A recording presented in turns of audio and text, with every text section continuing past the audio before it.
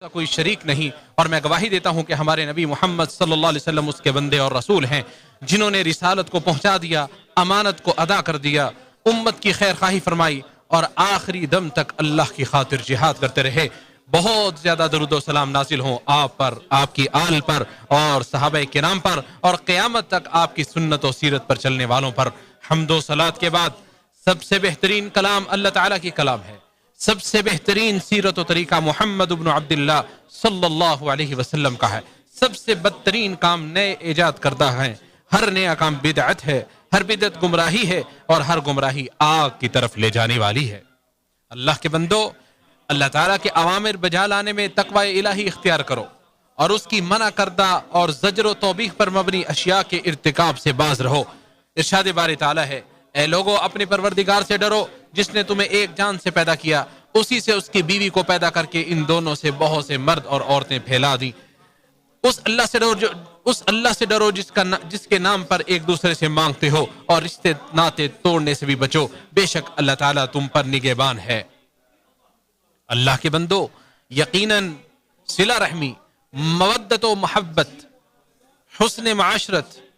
عہد و وفا کی پاسداری اور بھائی چارے کی فضا قائم کرنا عبادت و تقرب الہی کا سبب ہے،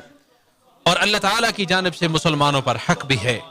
جس پر اس نے اجر و ثواب مقرر کر رکھا ہے، اور اس کی مخالفت پر گناہ اور عذاب و سزا بھی مقرر کر رکھی ہے۔ والدین کے ساتھ حسن سلوک اور حقوق زوجین سے لے کر قریبی رشتہ داروں کے ساتھ ملنے جلنے، صلہ رحمی کرنے، پڑوسیوں اور دوستوں کے حقوق کا خیال رکھنے تک، بلکہ عام دوسرے مسلمانوں کے حقوق تک کا اللہ تعالیٰ نے حکم دیا ہے۔ ارشاد باری تعالیٰ ہے، مومن تو آپس میں بھائی ہی ہیں، بس اپنے دو بھائیوں کے درمیان صلح کرواؤ، اور اللہ سے ڈرو تاکہ تم پر رحم کیا جائے۔ اور مزید فرمایا، اللہ تعالیٰ سے ڈرو اور اپنے آپس کے تعلقات درست کر لو۔ انس بن مالک رضی اللہ تعالی عنہ سے روایت ہے کہ رسول اللہ صلی اللہ علیہ وسلم نے ارشاد فرمایا، تم میں سے کوئی شخص اس وقت تک مومن نہیں ہو سکتا جب تک وہ اپنے بھائی کے لیے وہی پسند نہ کرے جو اپنے لیے کرتا ہے۔ اسے بخاری و مسلم نے روایت کیا ہے۔ اور نعمان بن بشیر رضی اللہ تعالی عنہ سے روایت ہے کہ رسول اللہ صلی اللہ علیہ وسلم نے ارشاد فرمایا، مومنوں کی آپس میں ایک دوسرے کے ساتھ محبت و مودت اور باہمی ہمدردی کی مثال جسم کی طرح ہے کہ جب اس کا کوئی عضو تکلیف میں ہوتا ہے تو سارا جسم اس تکلیف کو محسوس کرتا ہے، بعین طور کے نیند اڑ جاتی ہے اور پورا جسم بخار میں مبتلا ہو جاتا ہے۔ اسے امام مسلم نے روایت کیا ہے۔ اور سنو، لوگوں میں سے سب سے زیادہ اس محبت، رحم دلی اور ہمدردی کے حقدار انسان کے قریبی رشتہ دار ہوتے ہیں، اور اسی طرح وہ لوگ بھی جو باہمی تعلق میں ایک نسبت رکھتے ہیں، اور اسلام ان کے درمیان وحدت و یگانگت، الفت و محبت اور اتفاق و اتحاد کا خواہاں ہے، جیسا کہ ارشاد باری تعالی ہے، تم رشتہ دار کو اس کا حق دو، اور مسکین اور مسافر کو بھی۔ جو لوگ اللہ کی خوشنودی چاہتے ہیں ان کے لیے یہی بہتر ہے، اور وہی ہیں جو فلاح پانے والے ہیں۔ اور ابو ہریرہ رضی اللہ تعالی عنہ سے روایت ہے کہ رسول اللہ صلی اللہ علیہ وسلم نے ارشاد فرمایا، جو شخص اللہ اور یوم آخرت پر ایمان رکھتا ہے تو اسے چاہیے کہ وہ صلہ رحمی سے کام لے، صلہ رحمی کرے۔ اسے بخاری نے روایت کیا ہے۔ لوگوں، باہمی مخالفت و اختلاف، نفرت انگیزی، قطع تعلقی، بے رخی، کنارہ کشی، کینہ پروری، حسد کرنا، بغض و عناد رکھنا، عداوت و دشمنی رکھنا، شر انگیزی اور ہر وہ چیز جو سینوں کے کینے، حسد کی آگ کو بڑھا دے، یہ وہ چیزیں ہیں جو تباہی و بربادی اور فساد کی اصل جڑ ہیں،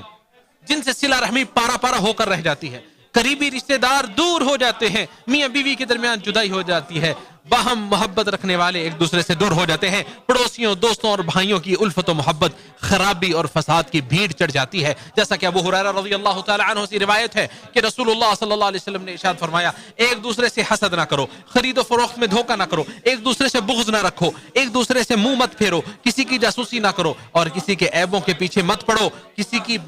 خرید و فروخت پر خرید و فروخت نہ کرو، اور اس طرح اللہ کے بندے بھائی بھائی بن کر رہو جیسے اللہ تعالیٰ نے تمہیں حکم دیا ہے۔ مسلمان کا بھائی ہوتا ہے، وہ اس پر ظلم نہیں کرتا، نہ اسے بے یار و مددگار چھوڑتا ہے اور نہ اسے حقیر سمجھتا ہے۔ تقوی اور پرہیزگاری یہاں ہے، آپ صلی اللہ علیہ وسلم نے اپنے سینے اپنے دل کی طرف 3 بار اشارہ کر کے، یعنی ظاہر میں اچھے عمل کرنے سے متقی انسان نہیں ہوتا جب تک اس کا سینہ صاف نہ ہو. کسی آدمی کے برا ہونے کے لیے یہی کافی ہے کہ وہ اپنے مسلمان بھائی کو حقیر سمجھے. ہر مسلمان کا خون، اس کا مال اور اس کی عزت دوسرے مسلمان کے لیے حرام ہے. اسے امام مسلم نے روایت کیا ہے. مسلمانوں،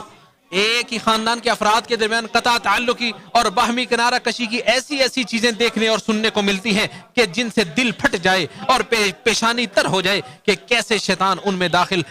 نے ان میں داخل ہو کر ان کے شیرازے کو منتشر کر دیا ہے اور ان کی وحدت و یگانگت کو پارا پارا کر دیا ہے. نبی کریم صلی اللہ علیہ وسلم نے ارشاد فرمایا، ظلم و بغاوت اور قطع تعلقی جیسا کوئی اور گناہ نہیں ہے جو اس لائق ہو کہ اللہ تعالیٰ اس کے مرتکب کو اسی دنیا میں سزا دے دے، باوجود اس کے کہ اس کی سزا بھی اس نے آخرت کے لیے مؤخر کر رکھی ہے.